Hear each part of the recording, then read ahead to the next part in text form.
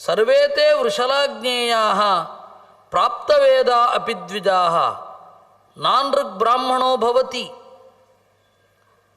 ನವಣಿಂಗ್ ನ ಕುಶೀಲವಃ ನ ಶೂದ್ರ ಪ್ರೇತಣಂ ಕುರ್ವನ್ ನ ಸ್ಥೇನಃ ನ ಚಿಕಿತ್ಸಕಃ ಅವರತಾಶನಧೀಯಾನಾಃ ಯತ್ರ ಭೈಕ್ಷ ಚರಾದ್ವಿಜಾಃ.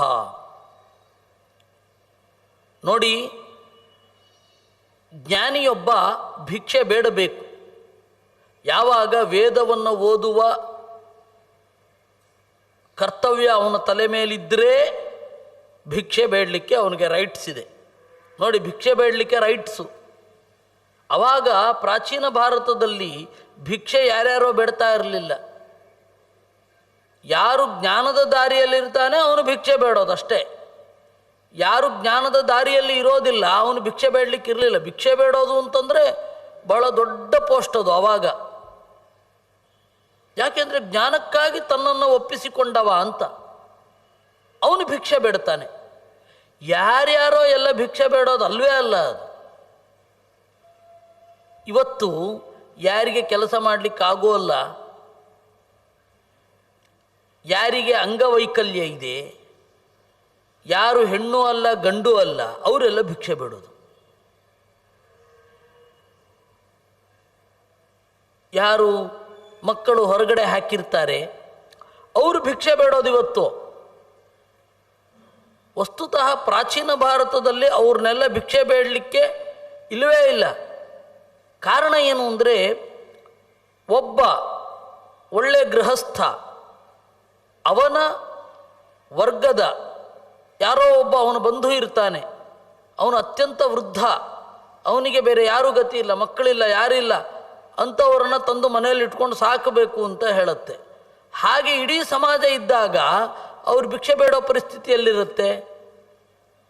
ವಿಕಲಾಂಗರನ್ನು ಒಂದೋ ರಾಜ ನೋಡ್ಕೊಳ್ಬೇಕು, ಒಂದೋ ಆ ಊರಿನ ಗ್ರಾಮಾಧಿಕಾರಿ ನೋಡ್ಕೊಳ್ಬೇಕು, ಒಂದೋ ತೀರ ಇತ್ತು ಅಂತಂದರೆ ಅವರ ಕುಟುಂಬದವರು ನೋಡ್ಕೊಳ್ಬೇಕು, ತೀರ ದೂರದ ಸಂಬಂಧಿಯಾದರೂ ನೋಡ್ಕೊಳ್ಬೇಕು ಅಂತ ಹೇಳ್ತಾರೆ.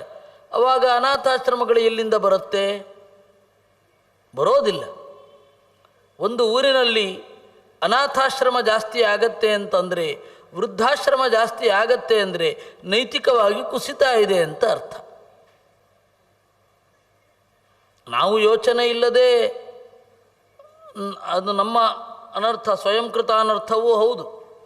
ನಾವು ಭಾರಿ ಮಕ್ಕಳನ್ನು ಹುಕ್ಕಿಯಿಂದ ಬೆಳೆಸಿ ವಿದೇಶಕ್ಕೆ ಕಳಿಸಿ ಇಲ್ಲಿ ಅನಾಥರಾಗಿ ನಾವು ಬಾಳೋದು. ಏನು ಹೇಳಬೇಕ್ರಿ, ನಮಗೆ ನಮ್ಮ ಜನಕ್ಕೆ ಅದು ಏನು ತಲೆಯಲ್ಲಿ ಓಡ್ತಾ ಇರುತ್ತೋ ದೇವರಿಗೆ ಗೊತ್ತು.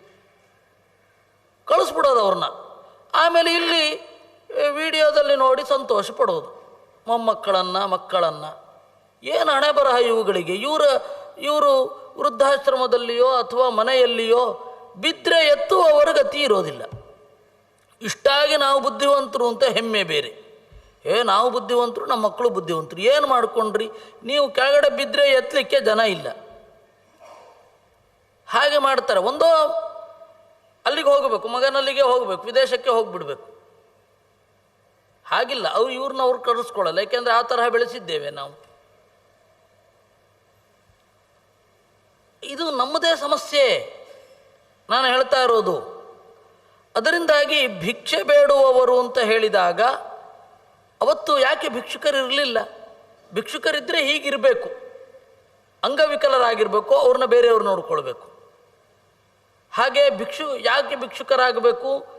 ಯಾರೂ ಇರಬಾರದು, ಅನಾಥರು, ನೋಡ್ಕೊಳ್ಳೋರು ಯಾರೂ ಇಲ್ಲ, ಹಿಂದೆ ಮುಂದೆ ಯಾರೂ ಇಲ್ಲ.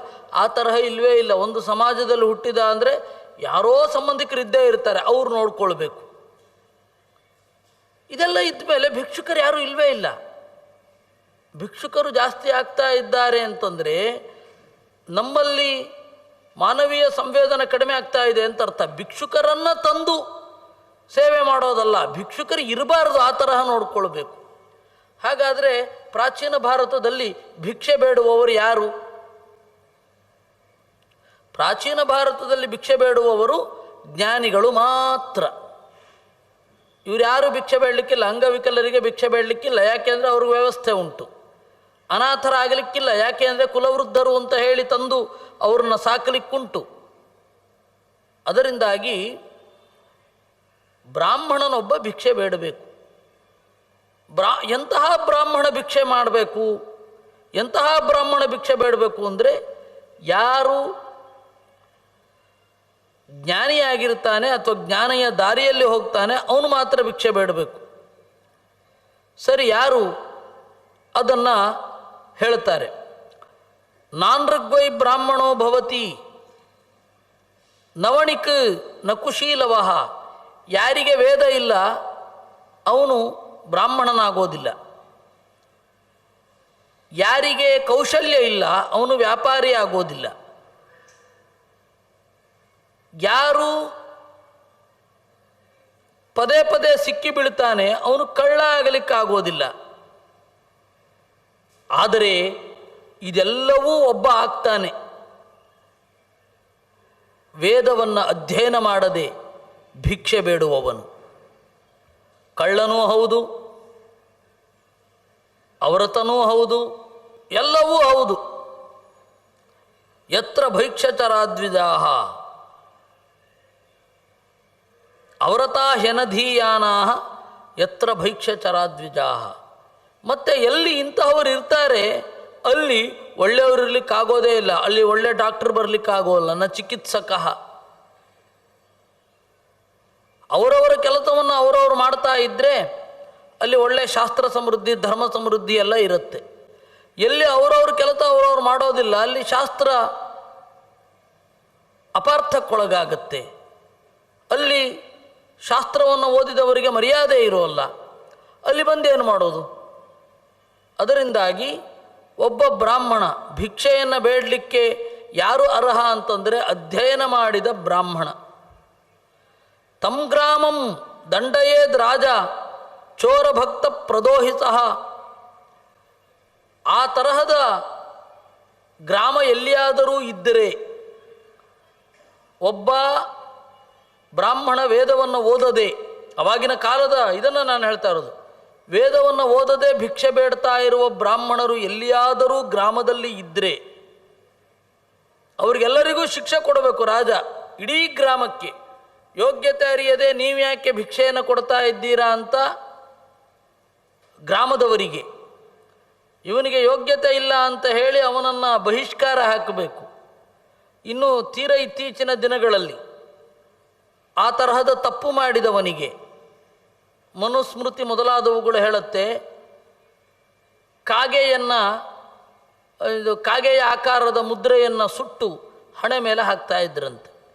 ಯಾರು ಕಳ್ಳತನ ಮಾಡ್ತಾನೆ, ಯಾವ ಬ್ರಾಹ್ಮಣ ಕಳ್ಳತನ ಮಾಡ್ತಾನೆ, ಯಾರು ವೇದವನ್ನು ಅಧ್ಯಯನ ಮಾಡೋದಿಲ್ಲ, ಯಾರು ತನ್ನ ನಿಷ್ಠೆಯಲ್ಲಿ ಇರೋದಿಲ್ಲ, ಅವನಿಗೆ ಹಣೆ ಮೇಲೆ ಕಾಕಚಿಹ್ನೆಯ ಒಂದು ದೊಡ್ಡ ಮುದ್ರೆ ಮಾಡಿಸಿ ಅದನ್ನು ಕಾಯಿಸಿ ಇಡ್ತಾ ಇದ್ರು. ತಪ್ತ ಮುದ್ರೆ, ಹಣೆಗೆ ತಪ್ತ ಮುದ್ರೆ ಇಡ್ತಾ ಇದ್ರು.